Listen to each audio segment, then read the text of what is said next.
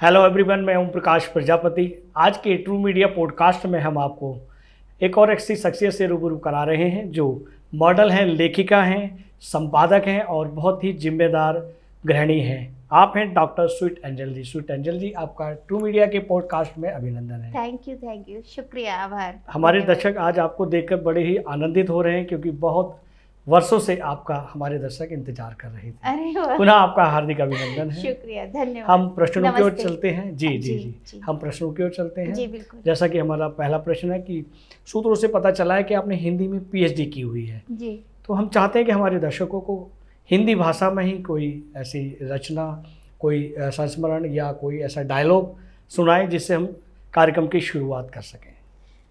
तो मैं true media के स्टूडियो में बैठी हूँ और ओम प्रकाश प्रजापति जी मेरे समक्ष हैं, तो जी। मैं इन्हीं के लिए ही 4 लाइन बोलना चाहूंगी वाह वाह वाह वाह वाह वाह कि नजर नजर में उतरना कमाल होता है, आहा, नजर नजर में उतरना कमाल होता है, वाह। नफज नफज में बिखरना कमाल होता है, वाह, और बुलंदियों पर जाना कोई कमाल नहीं, बुलंदियों पर ठहरना कमाल होता है। वाह वाह वाह, बहुत शुक्रिया, बहुत शुक्रिया। और जितने समय से मैं आपको जानती हूँ तो जी। आपकी निरंतर जो प्रगति है, जो जी। उसका आपका ग्राफ है, जी जी, वो चढ़ता जा रहा है। और मैं उम्मीद जी। करती हूँ कि आप देश के सर्वाधिक लोकप्रिय पत्रकार, जर्नलिस्ट और हमारे हिंदी प्रेमी, जो भी आप चाहते हैं, जी, कवि जी, लेखक, जी, जी, वो जी, आप जी। बने। मेरी शुभकामनाएं। आपकी पैनी नज़र को सलाम करता है ट्रू मीडिया। और ऐसे मौके पे मैं, चूंकि देश में और समाज में इस समय सबसे ज़्यादा ज़रूरत जो है जी वो धर्म, विज्ञान जी और साथ में आपकी भावनाएं, जी, उन सबका जो तालमेल और सम्मिश्रण है वो होना बहुत जरूरी है। बिल्कुल, एक बिल्कुल। सही अनुपात में, जो बिल्कुल। नहीं हो पा रहा है। जी जी तो ऐसे में राष्ट्रकवि दिनकर जी ने क्या कहा था जी कि एक हाथ में कमल, जी एक में धर्म, दीप्त विज्ञान। जी, इसका मतलब यह है कि लाइफ को प्रकृति, धर्म, विज्ञान के साथ हम बैलेंस करके चलेंगे, तभी हमारा देश प्रगति कर सकता है, वाह, तभी वाह, हमारा वाह। लिखना पढ़ना सार्थक हो सकता है। बहुत अच्छे, बहुत अच्छे। स्वीट जी, हम आगे बढ़ते हैं। जैसा कि हमें पता चला है कि आप क्यान फाउंडेशन की राष्ट्रीय अध्यक्ष हैं, जी। तो हम जानना चाहेंगे, हम और हमारे दर्शक, कि क्यान फाउंडेशन आखिर करता क्या है। देखिए, मैं लगभग 5 वर्ष पूर्व क्यान फाउंडेशन से जुड़ी, जब जी। मैं आगमन में को-फाउंडर थी। जी। उसी समय अशोक गुप्ता जी से हमारा परिचय हुआ था और हम्म। आगमन के वरिष्ठ कार्यकर्ता और सेवक के रूप में वो उभरे। उसी समय क्यान फाउंडेशन की नींव रखी गई और उसके साथ अद्विक पब्लिकेशन की भी नींव रखी गई जी थी। तो मुझे नहीं पता उन्होंने मेरा कौन सा गुण या काबिलियत ऐसी देखी कि मुझे राष्ट्रीय अध्यक्ष बनाया, जी जी पर मैं आभारी हूँ कि उन्होंने मेरे अंदर ये चीज़ महसूस की। जी जी जी तो इसका एक मुख्य उद्देश्य यही है, समाज सेवा से शुरू हुआ जी। कि जैसे वृद्धाश्रम में जाकर जो विधवाएं हैं, जी। हमारी बहनें, जो जी। जिनका कोई सहारा नहीं है, उन्हें जाकर सहारा देना, जी चाहे वस्त्र के रूप में, चाहे जी, भोजन के जी, रूप जी, में, जी, या कोई जी। और उनकी जो जी ज़रूरत जी, है। जरूरत की सामग्री के अनुसार। हाँ जी, हाँ जी। ऐसे ही बच्चों के लिए किताबें मुहैया कराना और भी सामग्री, उनकी फीस वगैरह भी देनी। तो ये सारे उसके साथ साथ प्रकाशन में भी आए। जी अद्विक पब्लिकेशन से शायद आप भी थोड़ा जी, इत्तेफाक मैं भी रखते जुड़ा हैं। हुआ हूँ। जी, जी जी, जी, जी। तो उसमें हम किताबें छपती हैं। अभी हमने तो साहित्य आज तक में ये शुरू हुआ था, तो साहित्य आज तक में जब स्टॉल लगा तो मैं देख रही थी कि जितने युवा थे, जी, सभी वर्ग के लोग थे, सभी आयु के लोग थे, दूर दराज से पर लेखक युवा भी वर्ग आए। ज्यादा थे, जी। स्टूडेंट्स ज्यादा थे। जी जी तो उनको जी। देखकर ये अच्छा लगा कि युवा जो आजकल सिर्फ सोशल मीडिया पे रहना पसंद करते हैं, इतनी उनकी फास्ट गति हो गई है, उनकी तीव्र गति हो गई है, किताबों से प्रेम कम है तो और सोशल किताबें मीडिया से जैसी ज्यादा धीमी है। गति वाली साधन भी उनको आकर्षित करते हैं। ये देखकर मुझे बहुत अच्छा लगा। बहुत अच्छे, बहुत अच्छे, बहुत अच्छी जानकारी दी आपने। हमारे युवा और हमारे दर्शक इस चीज़ का लाभ उठाएंगे, क्यान फाउंडेशन से जुड़ेंगे और उसकी विस्तृत जानकारी और लेंगे, मुझे जी, ऐसा लगता है। जी। हम आगे बढ़ते हैं। जैसा कि आपने बताया कि दूर दराज से लोग आए थे और साहित्य आज तक से आपने अच्छे युवाओं को जोड़ा। हम यहाँ ये भी जानना चाहेंगे कि देश की अनेक संस्थाओं ने, देश की गरिमामयी संस्थाओं ने आपको सम्मानित किया है। आपको कैसा फील किया और कौन कौन से सम्मान आपको प्राप्त हुए?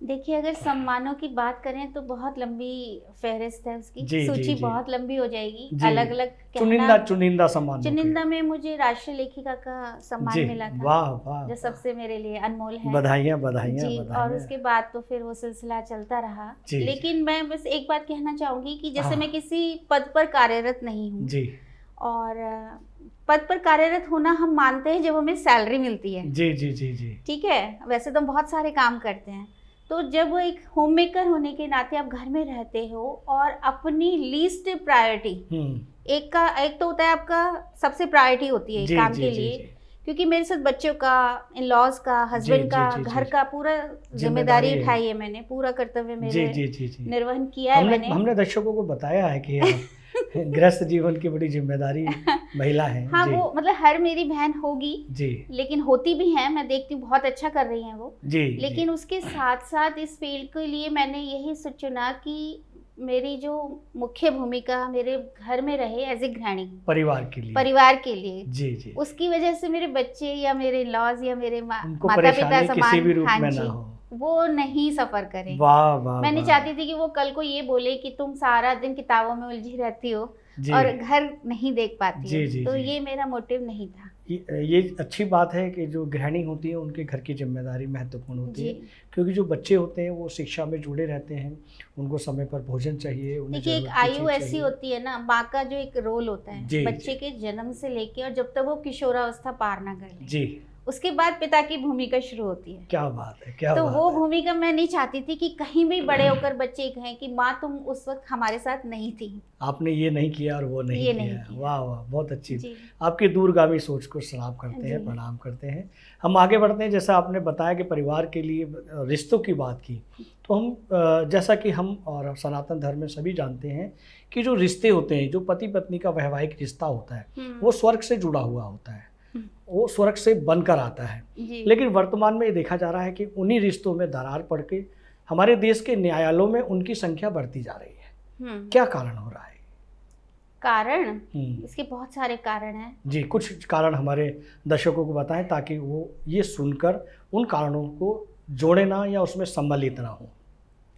देखिए हिंदी में जी, हिंदी भाषा में जी तलाक कोई शब्द है ही नहीं जी। वाह। ये उर्दू मुगल से आया है या डाइवोर्स इंग्लिश से आया है। जी जी। आप मुझे डिक्शनरी में दिखा दीजिए अगर तलाक की कोई हिंदी में कोई शब्द हो तो। वाह। तो हमारे धर्म में ये नहीं होता। हमारे यहाँ आपने कहा स्वर्ग से बनकर आते हैं जोड़े जी, और एक नहीं 7 जन्मों का साथ बताते हैं ये जोड़े। जी, जी, बिल्कुल। तो पास्ट कर्म, पिछले कर्मों में जो साथी रहे हैं, हम स्त्रियां व्रत रखती हैं, पूजा रखती हैं सिर्फ उनकी मंगल कामना के लिए, और ये भी सोचती हैं कि हमें 7 जन्म तक यही जीवन साथी मिले। तो इसके पीछे बहुत बहुत गहरा साइंस है, बहुत गहरा विज्ञान है जी। ये सिर्फ भावनाओं में बहकर कोई नहीं कहता। पर अब क्या हो गया है हमारे टाइम में, मैं बताती हूँ 2 दशक पहले, 2.5 दशक पहले हम लोगों को माता पिता ये कहते थे जीना है, मरना है, पति के घर रहना है। क्या बात है। डोली गई है तो अर्थी ही वापस आएगी। क्या बात है। बहुत खुले शब्दों में जो समाज में कहा जाता है जी। पर धीरे धीरे मैंने देखा इस दशक में कम 5-7 साल में इतनी तेजी से बदला है जी। कि मेरी उम्र की हर माँ ये चाहती है उसकी बेटी आत्मनिर्भर बने जी। कि जो परेशानियां हमने झेली वो उनकी बेटी ना झेले। और परेशानी कौन सी कि हमें कहीं ना कहीं ये लगता था मेरी पीढ़ी की महिलाओं को जी।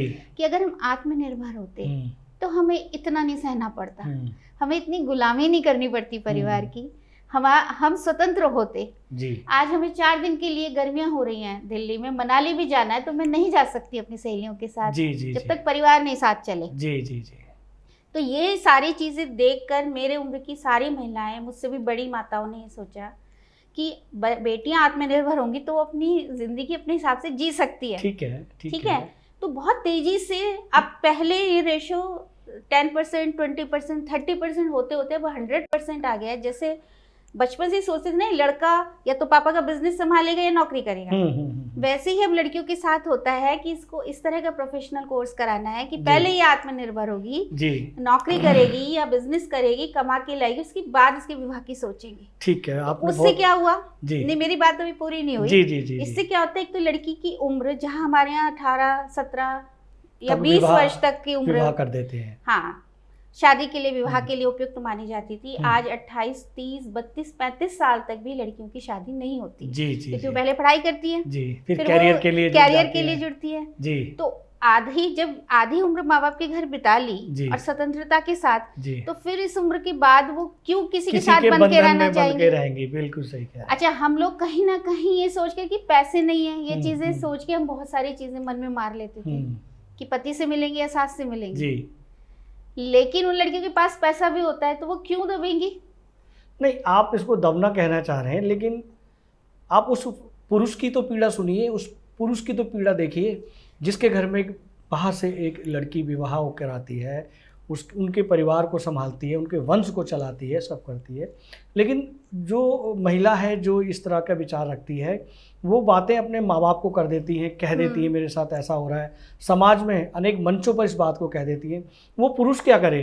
वो पुरुष क्या सजा लेकर आया है कि उसे माँ पिता को भी देखना है, माता पिता को देखना है, पत्नी को भी देखना है, बच्चों को भी पढ़ाना है, ओवर टाइम भी करना है, सोना भी है, फिर उसे गुलामी शब्द क्यों दिया जाता है? नहीं, पहले मैं इसी दशक से पहले के दशकों की बात कर रही हूँ। उस समय महिला स्त्री जो होती थी वो 90% अगर दुख रही है, झेल रही है, दब रही है, या जो आपने कहा कि, लेकिन आजकल लड़के ज्यादा दुख झेल रहे हैं। हाँ, मैं इसी पक्ष पर आ गया। माएँ घबरा रही, पहले बेटा पैदा करना माँ की प्रायोरिटी होती थी। जी। वो कहती थी कि मुझे पुत्र रत्न की प्राप्ति हो, पर आजकल औरतें घबरा रही हैं कि बेटा होगा तो बहू आएगी तो मुझे उतना और ज्यादा मैं बंधन में बन जाऊंगी, वो लड़की नहीं संभाल पाएगी घर को, नहीं संभाल पाएगी या नहीं संभालेगी, क्योंकि उसकी परवरिश अब और तरीके से हो रही है, दूसरे तरीके से होकर आ रही है। और यही कारण है कि जब तू मैं के सब परिवारों में होती है, जब चार बर्तन खटकेंगे। लेकिन पहले लड़की के माँ बाप ही कह देते थे कि भैया अपना घर संभालो,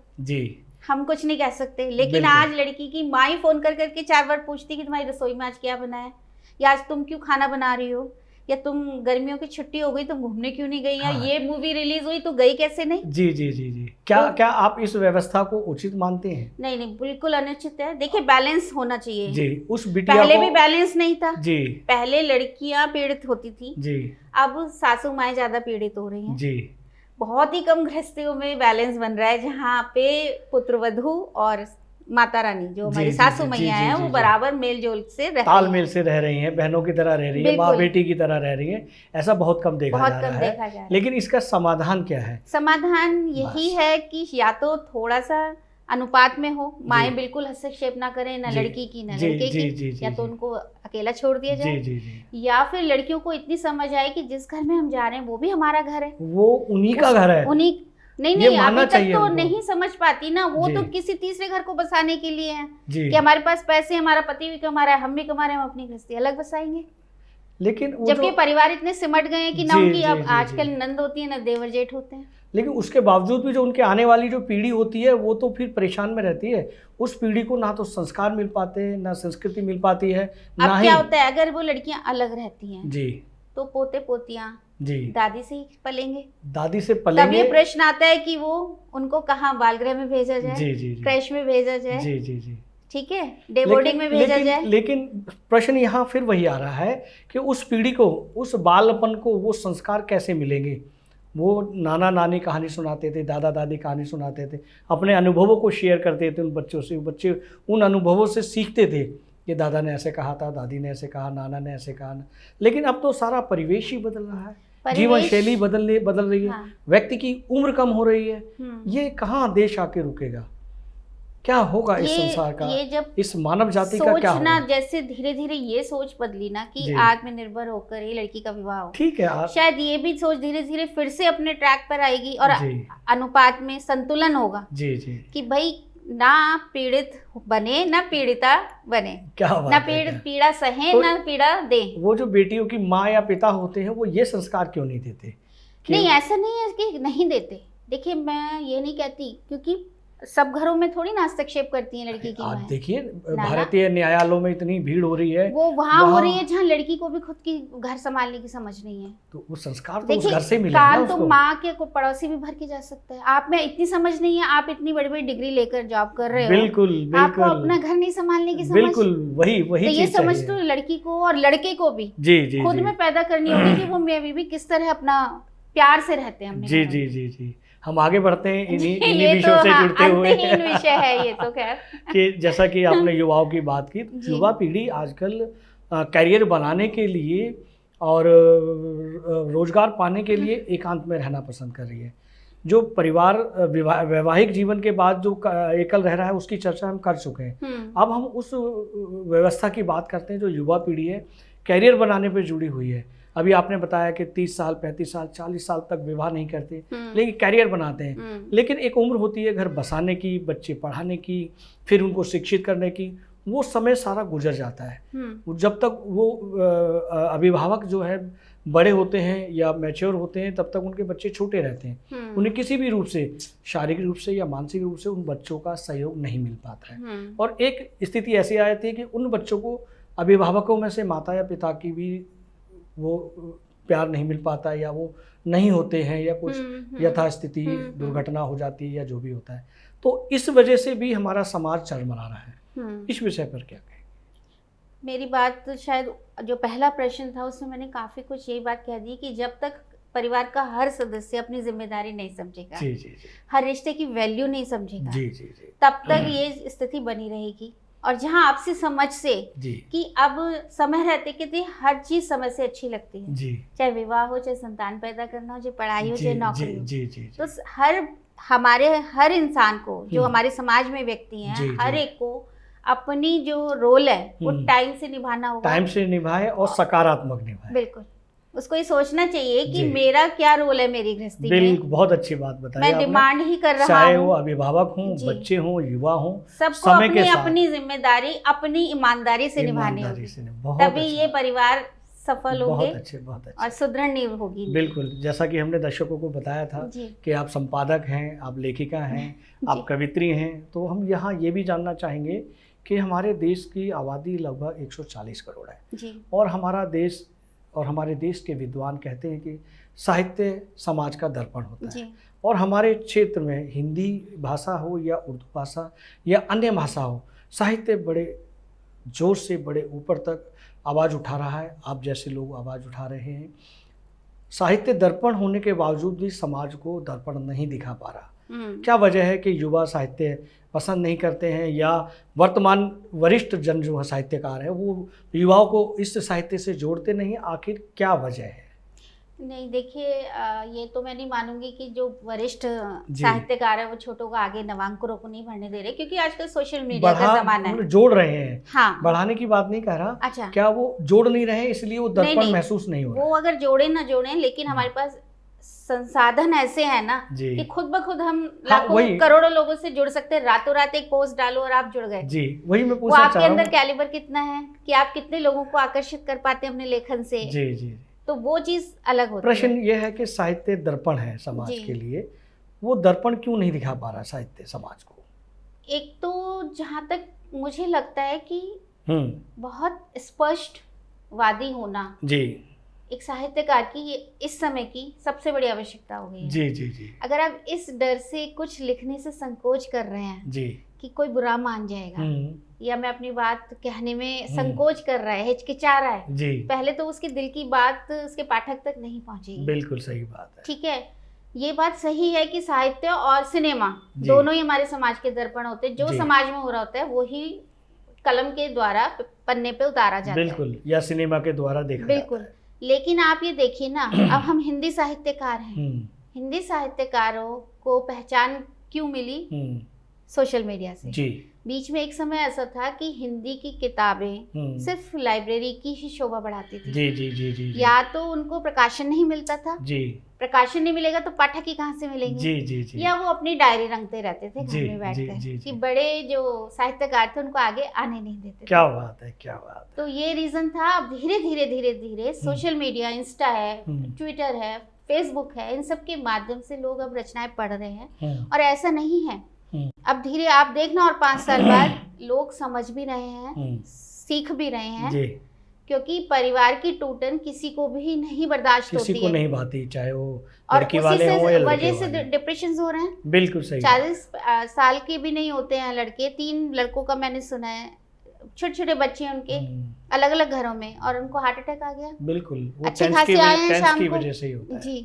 तो वो टेंशन तो कोई भी नहीं चाहता ना अपने घर। बिल्कुल बिल्कुल बिल्कुल।